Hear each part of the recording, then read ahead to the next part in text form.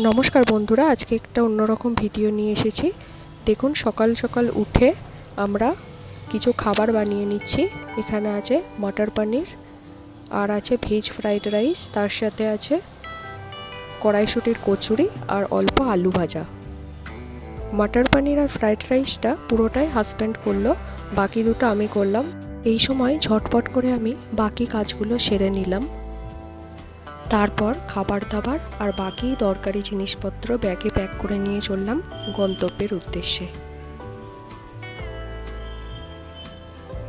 মটর পনির আর fried রাইসটা অসাধারণ হয়েছিল। কড়াইশুঁটির কচুরি আর আলু ভাজাটা যেহেতু আমি বানিয়েছিলাম, তার রিভিউ তো আমি দিতে পারি না। বন্ধুরা, আমার ভিডিও যদি আপনাদের ভালো লেগে থাকে তাহলে ছেড়ে যাবার আগে লাইক, কমেন্ট, শেয়ার করবেন। আর যদি এখনও পর্যন্ত না সাবস্ক্রাইব করে থাকেন, সাবস্ক্রাইব করে বেল আইকনটি প্রেস করে অল সিলেক্ট করলে আমার সমস্ত ভিডিও নোটিফিকেশান আপনাদের কাছে পৌঁছে যাবে। দেখুন, আমরা অটো করে পৌঁছে গেলাম মেট্রো স্টেশনে। এরপর আমাদের বাহন ঢুকছে, মানে মেট্রো আসছে। মেট্রো করে গেলে তাড়াতাড়ি পৌঁছে যাওয়া যায়।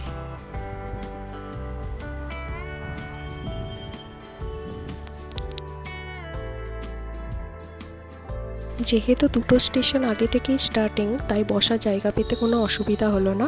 প্রায় পুরো মেট্রোটাই ফাঁকা ছিল। এরপর দেখুন, আমরা পার্কে পৌঁছে গেছি। আশপাশটা একটুখানি ঘুরে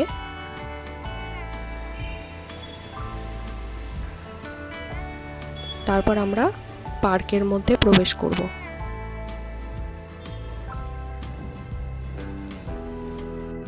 কত সুন্দর জায়গাটা না?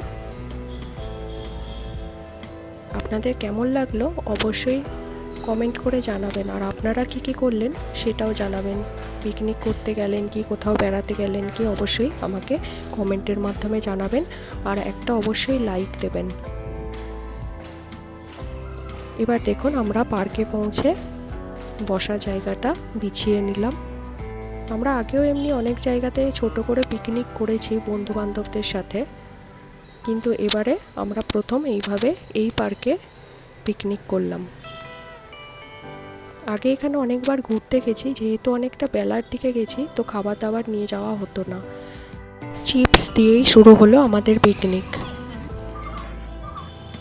খাবার প্লেটে আমরা খাবার সাজিয়ে নিচ্ছি। এই হলো কড়াইশুঁটির কচুরি, আলু ভাজা, মটর পনির আর ফ্রাইড রাইস।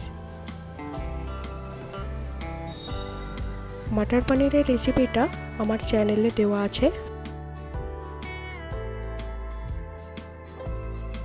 প্রথমে আমি কড়াইশুঁটির কচুরি আর আলু ভাজাটা খেলাম।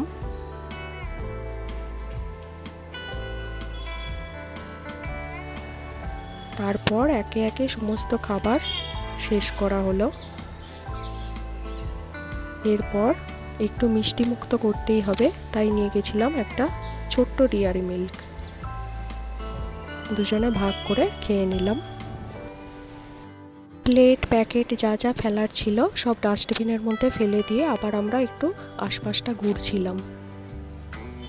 এখানে একটা পার্কের মধ্যে এত ঘুরে ঘুরে দেখার জিনিস আছে, আপনারা শেষ করে উঠতে পারবেন না। আমাদের তো ঘুরে ঘুরে সন্ধে হয়ে গেছিল।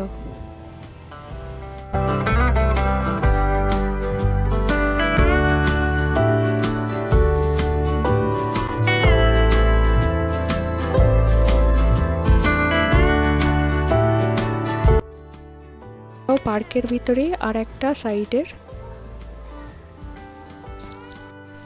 চলুন আশপাশটা একটু ঘুরে দেখে নেওয়া যাক। নতুন বছর আসছে, তাই বড়দেরকে জানাই আমার প্রণাম, আর ছোট সমবয়সীদের জন্য রইল অনেক অনেক ভালোবাসা। নতুন বছর আপনাদের খুব ভালো কাটুক, সবাই সুস্থ থাকবেন, ভালো থাকবেন।